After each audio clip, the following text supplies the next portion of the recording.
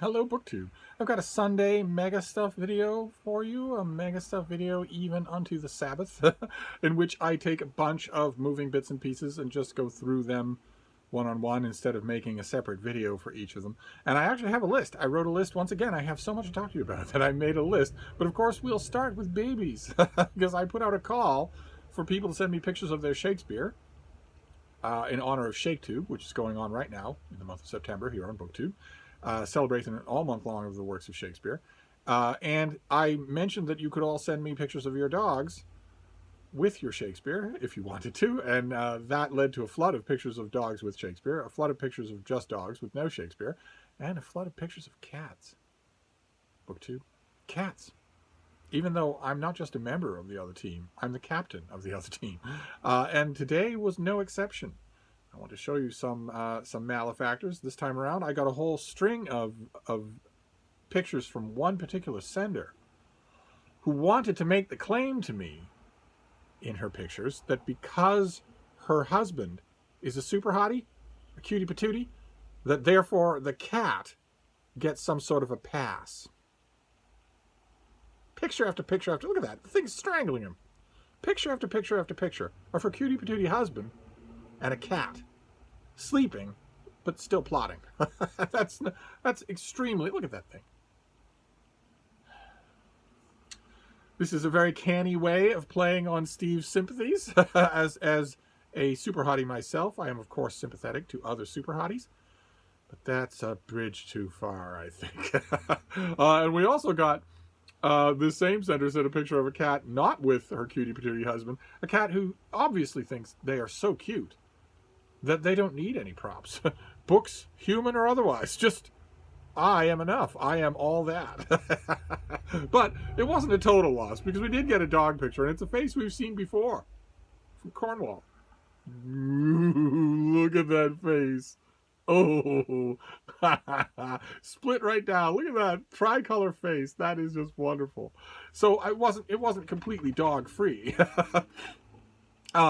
And in addition to babies, I wanted to give you an update on my mail boy situation. I have a new mailman. Those of you who aren't maybe following these tedious stories wouldn't know that. Bean, do you want to be on camera? Huh? Do you want to see your fans? Oh, oh, look at them all. I think this is around the time when she came to me. This is around her anniversary, her adoption anniversary. Oh, goodness gracious. Is it? Has it been 3 years? 3 years with a tiny little 10-pound terror. 3 years since she came into my life. When I had an old dog, I had my beautiful Malin Moore, my sweet old pointer, who's 5 times her size, 10 times her size, and was very old and very sick when Frida came to me. And a year ago, we were out walking. Frida and I were out walking. Malin, of course, only lived for a few months, and with Frida, and then died. And there's a picture. There's actually a picture.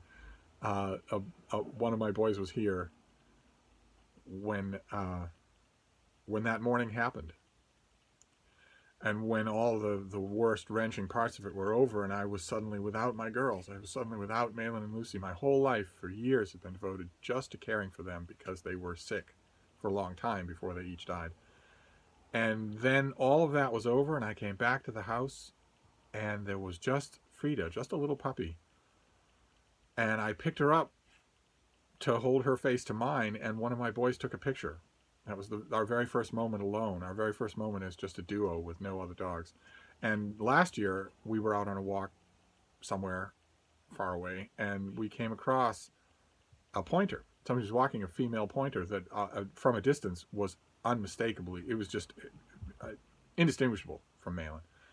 And I thought, okay, well, this is going to confuse little Frida, because she's going to think maybe this is the dog I first met, who has been gone for a long time. But Frida had no reaction at all, which was heartbreaking to me in a way, because it means she doesn't remember Malin. That was all too, she was just a few months old when she met Malin, and when she lived with her.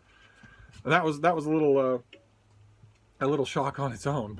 But anyway, uh, how did I get on the subject of Frida? Just because she made an appearance in the video? Well, anyway, we were talking about my mail boy. I have a new mailman uh, who is very young and who has learned, he has gleaned over the weeks and months that I get a lot of books here at the house and that I love books, that I love reading. So, and it turns out that he himself used to love reading and then he fell out of love with it, as so many people do, and has been struggling trying to figure out how to get back into it.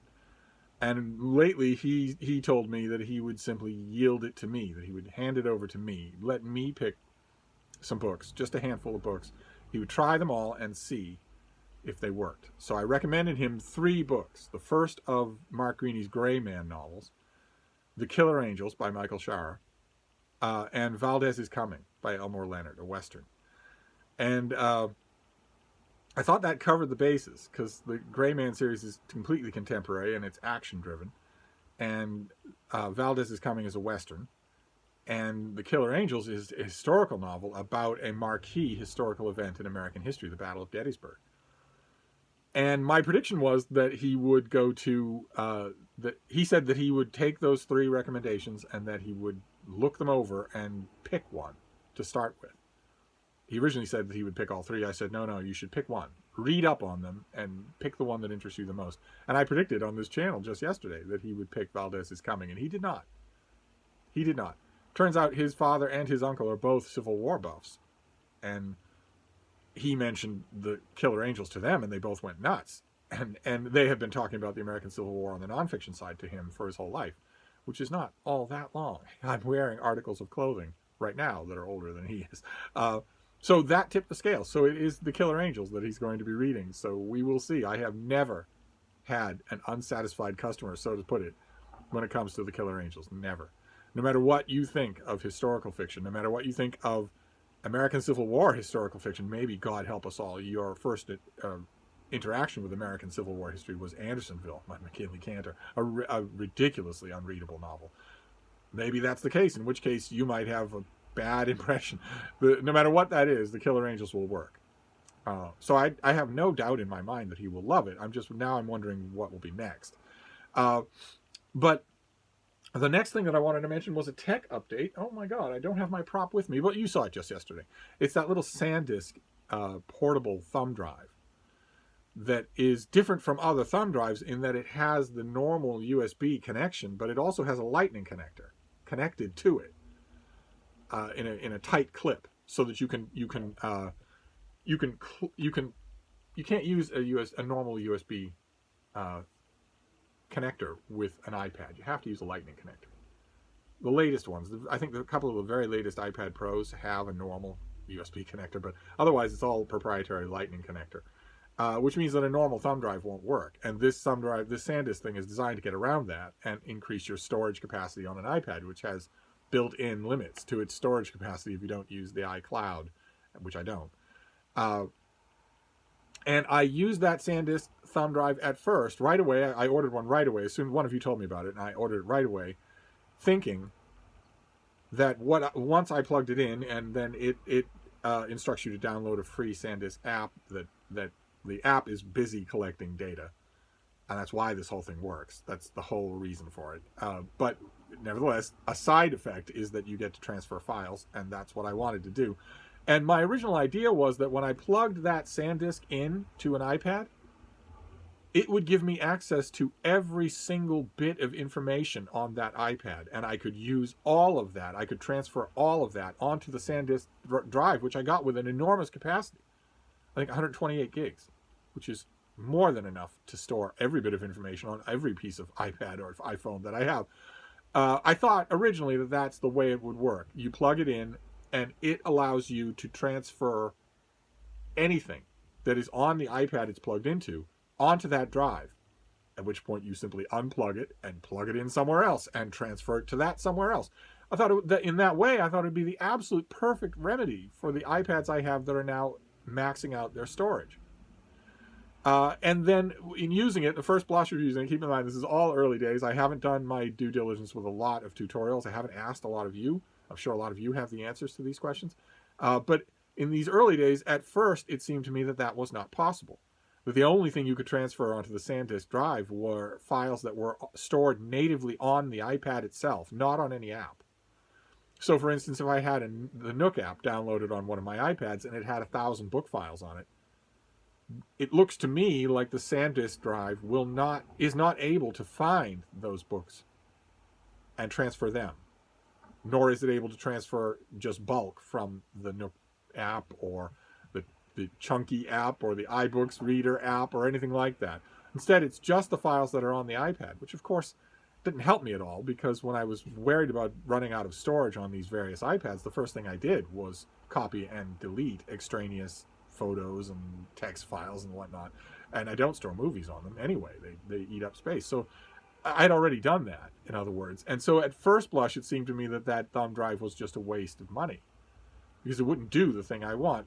And as far as I can tell, it doesn't do the direct thing that I want, which is to transfer files of any kind from one iPad to the drive.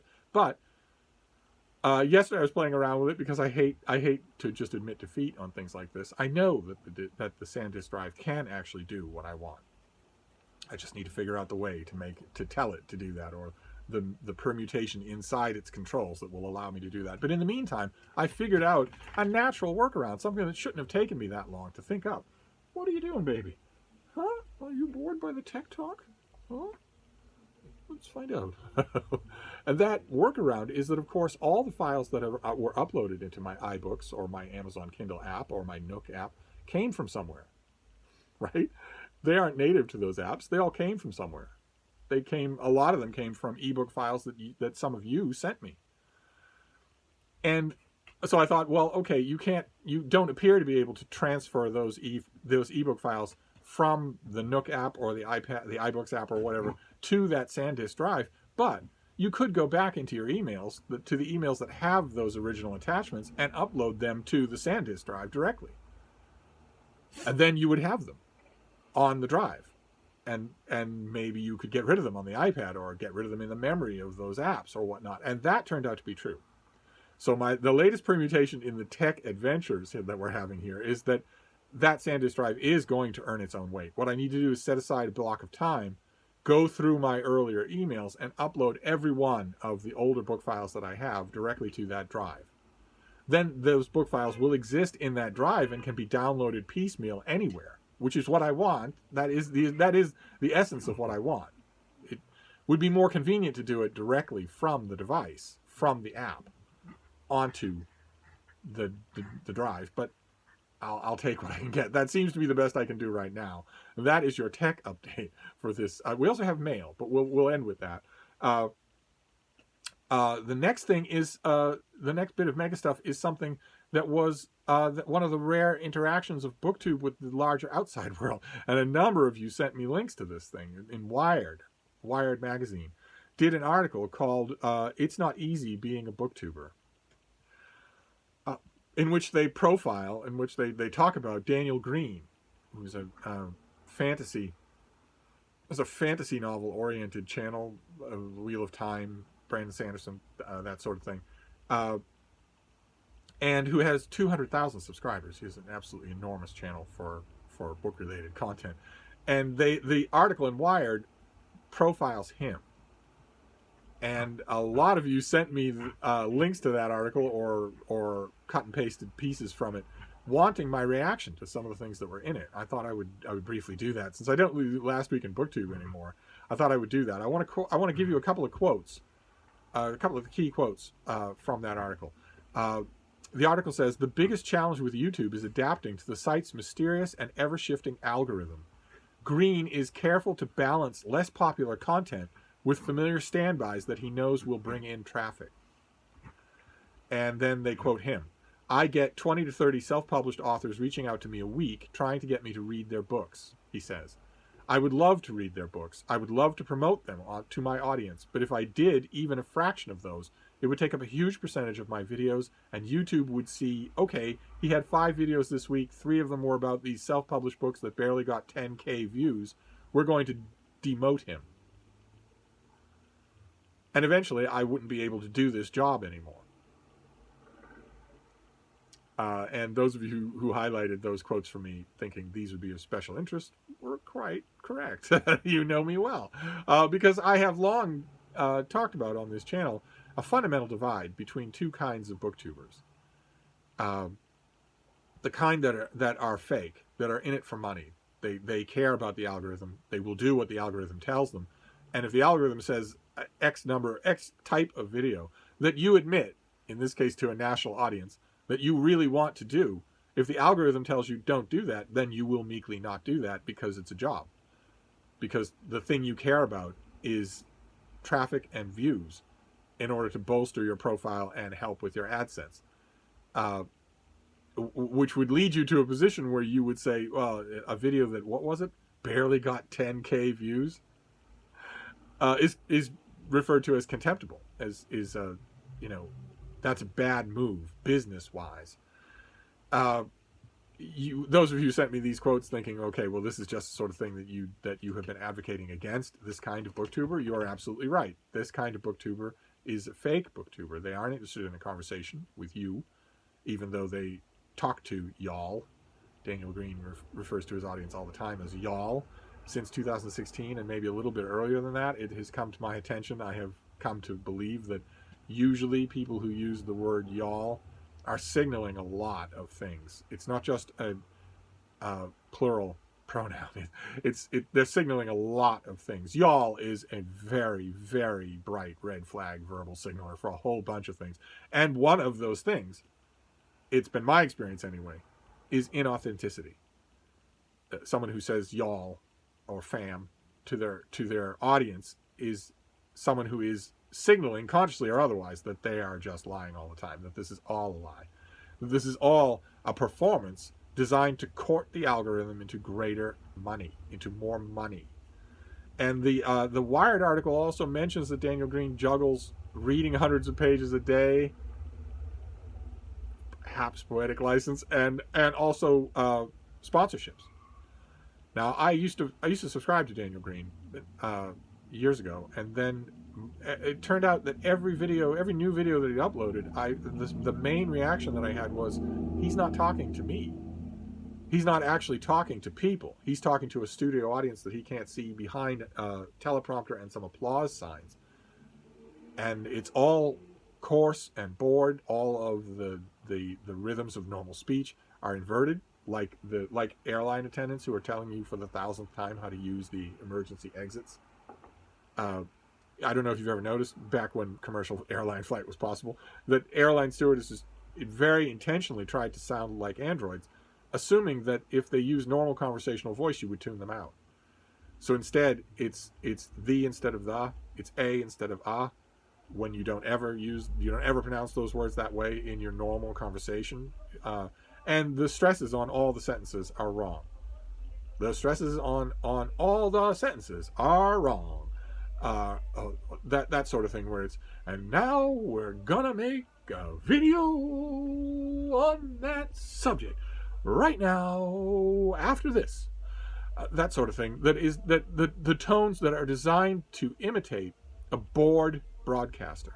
A broadcaster who is just in it for the millions on the house in Tahoe and who doesn't care at all about what they're actually saying. The words they're actually saying don't sound like a human is saying them. And Daniel Green's videos started to sound like that in every video, so I unsubscribed. I didn't unsubscribe early enough to miss him using y'all all the time. I didn't unsubscribe early enough to miss him unironically referring to himself in the plural. We are trying this, we are doing this, we are emphasizing this. I think probably justified in his mind because maybe he has employees. But he's still an individual person, and I agree with Mark Twain that the only people who can rightfully use the royal we are royal people and people with tapeworms. It sounds ridiculous coming from a kid. And yet, I was stuck around his channel long enough to see those habits start to infiltrate.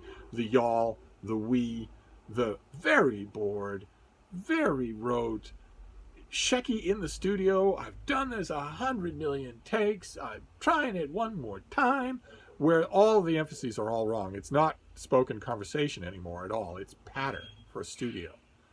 I didn't leave his channel fast enough to avoid that, but I haven't seen it since I unsubscribed.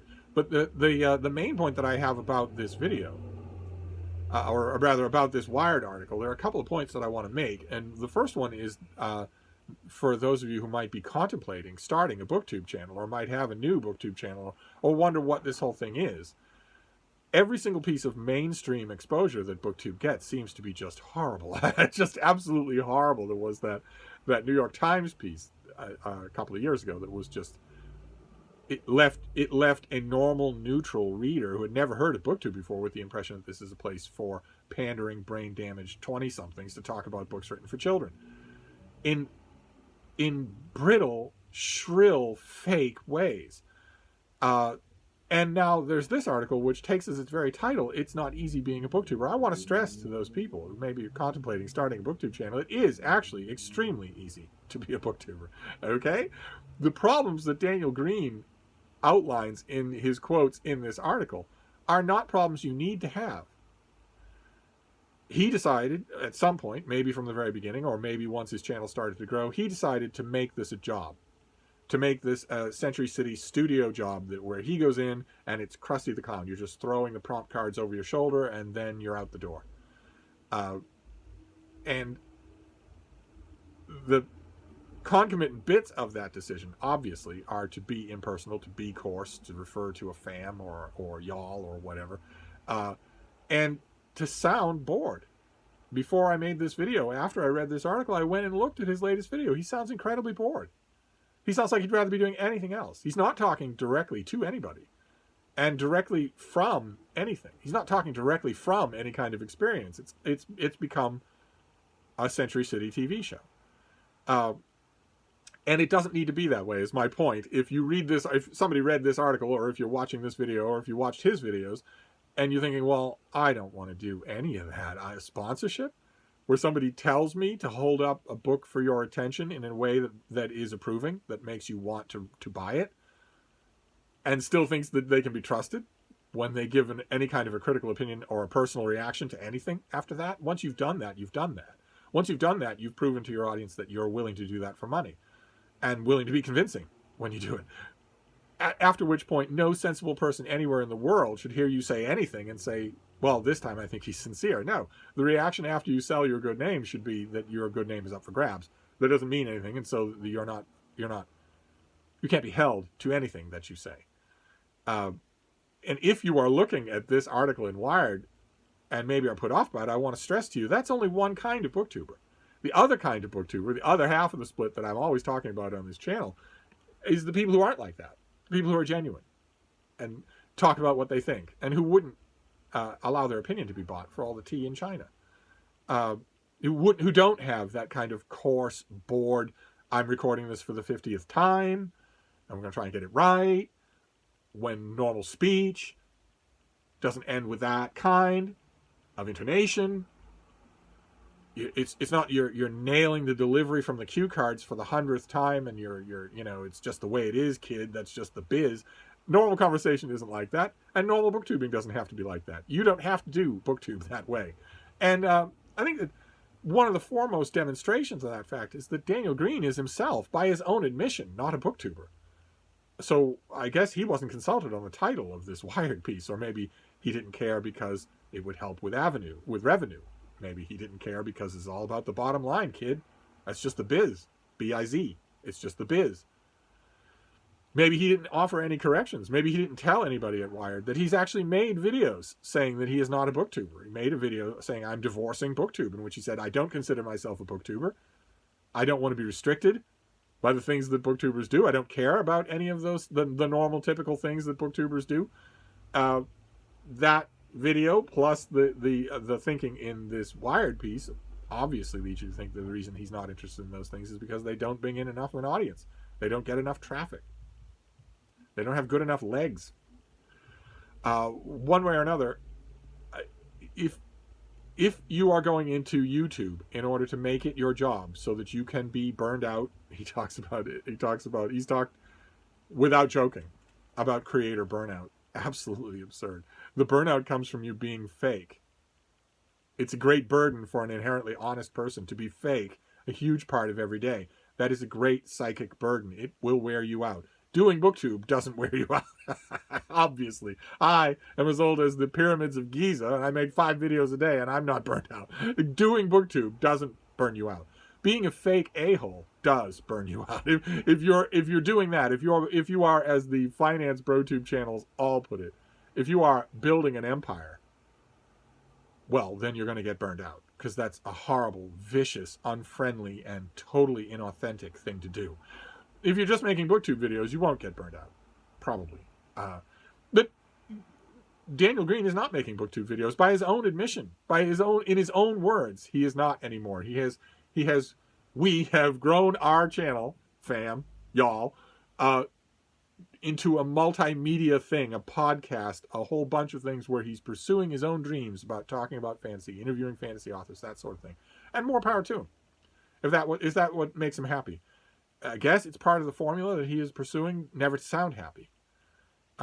Because, it's a ratings game, kid. It's the biz, B-I-Z. And I've always got somebody gunning for my spot, right after Leno and right before Carson. Whatever the thinking is. My larger point for this whole thing is that title really bothers me. It's not easy being a BookTuber.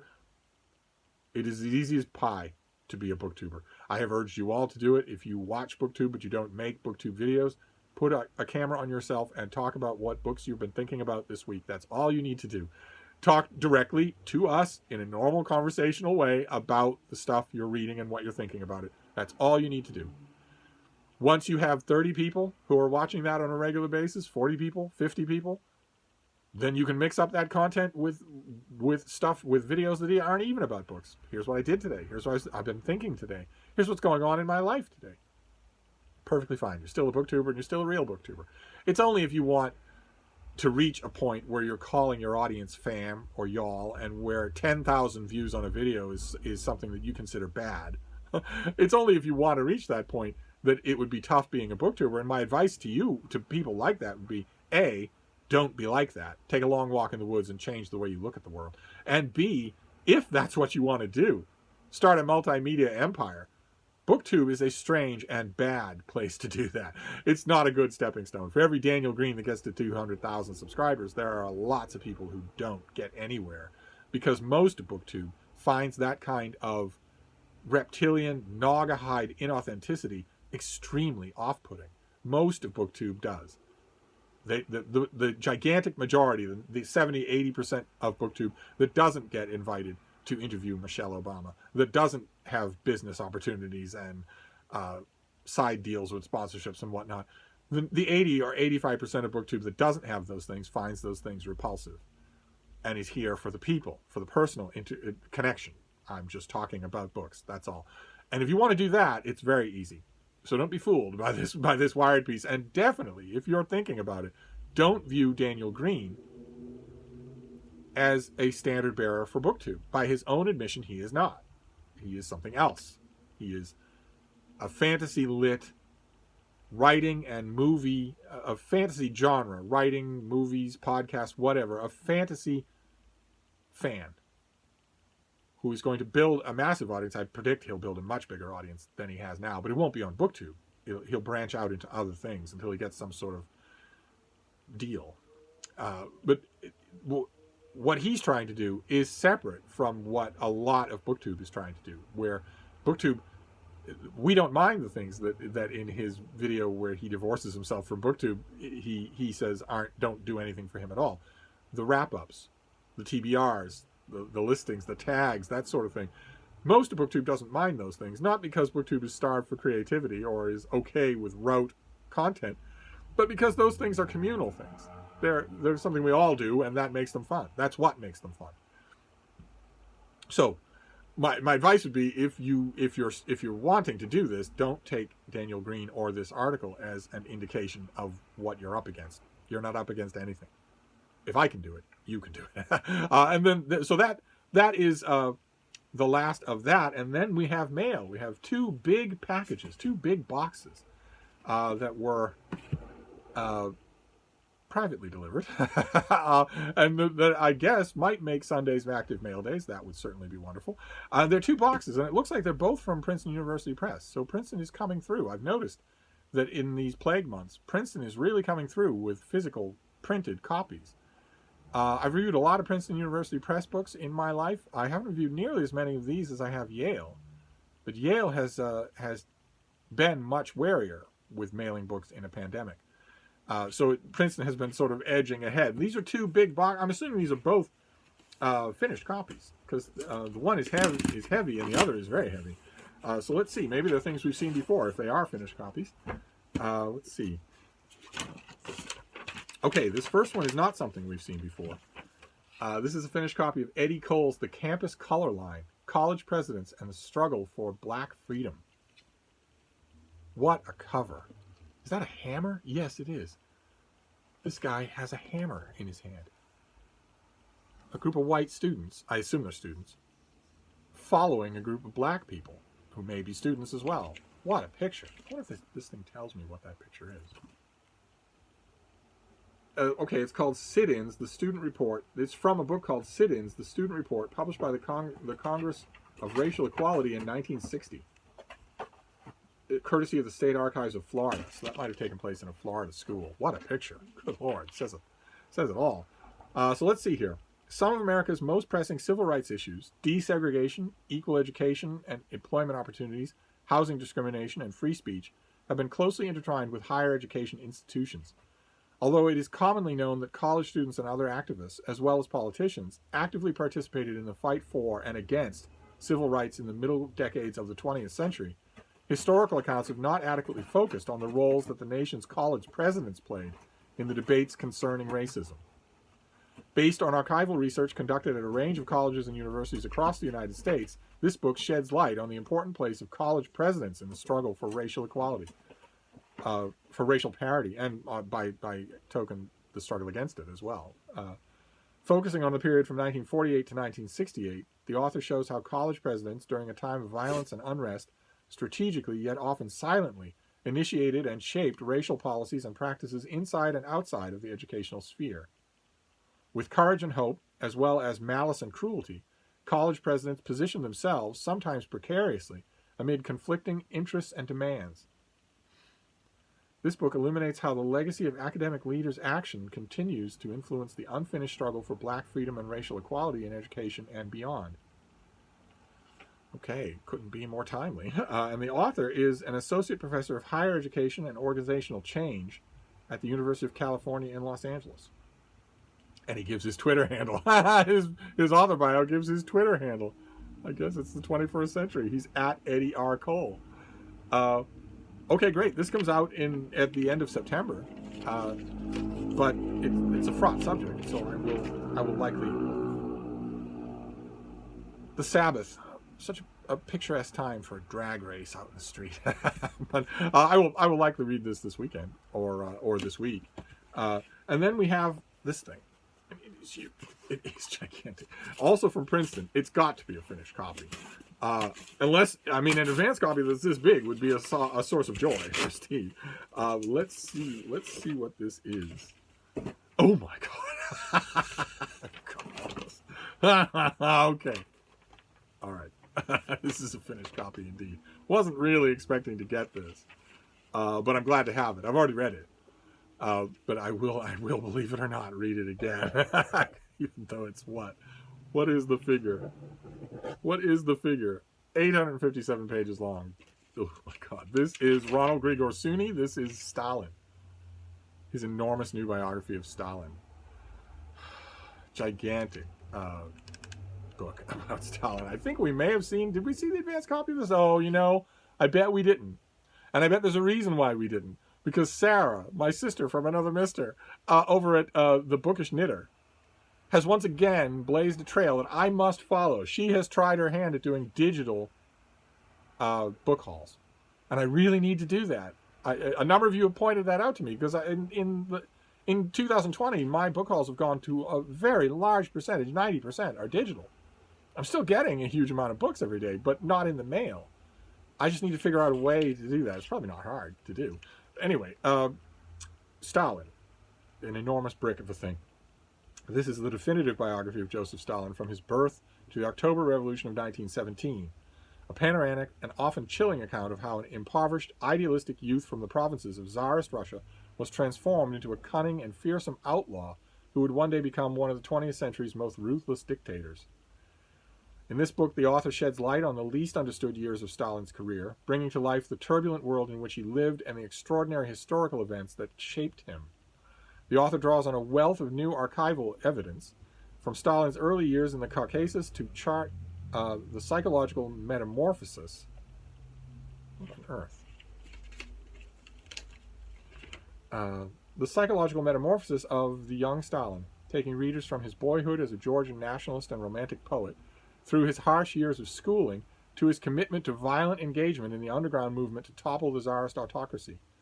Stalin emerges as an ambitious climber within the Bolshevik ranks, a resourceful leader of a small terrorist band, and a writer and thinker who was deeply engaged with some of the most incendiary debates of his time.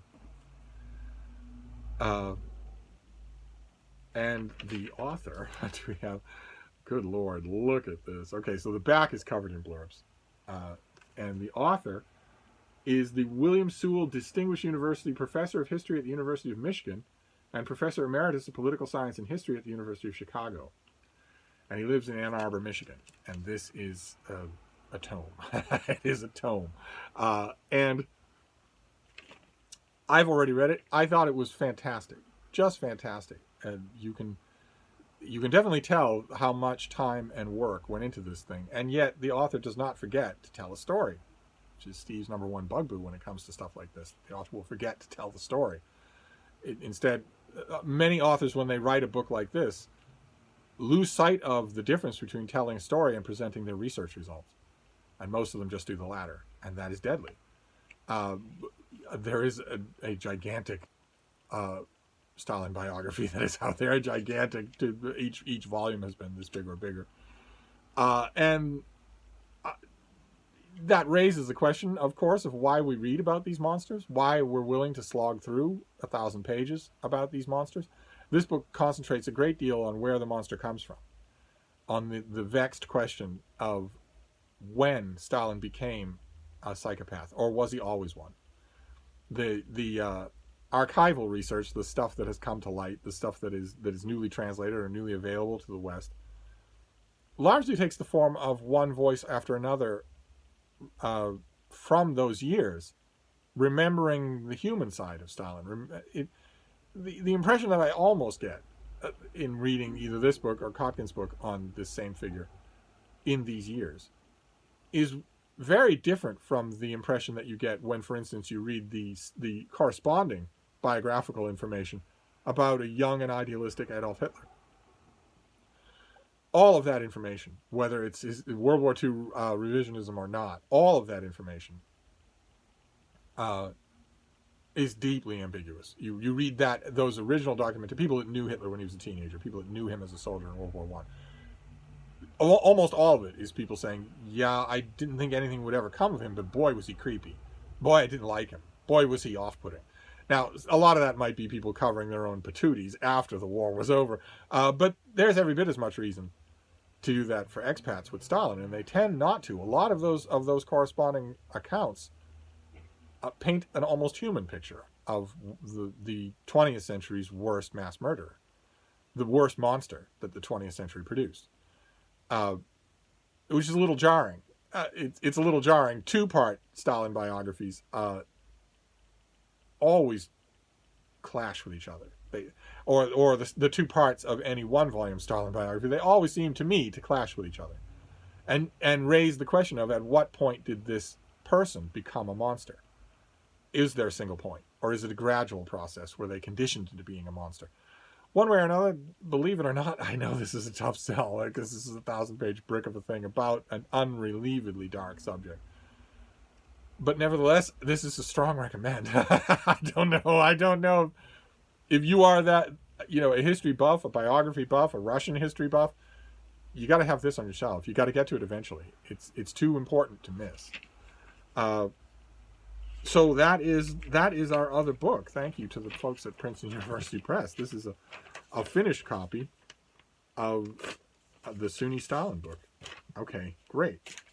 So that was our mail.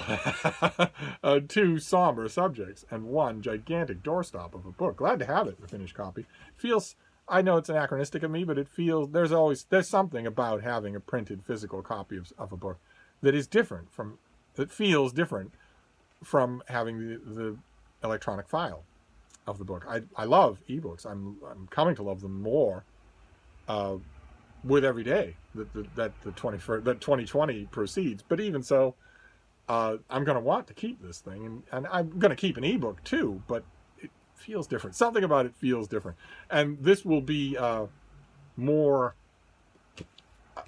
conducive to poring over and living with and breathing with. I will reread this. I'll start tonight because I want to review it, and I'm going to have to live with it to review it. So those are your books, and those were your bits and pieces. It is very easy to be a booktuber. Don't be put off by any kind of piece title. Start right away if you're thinking about it.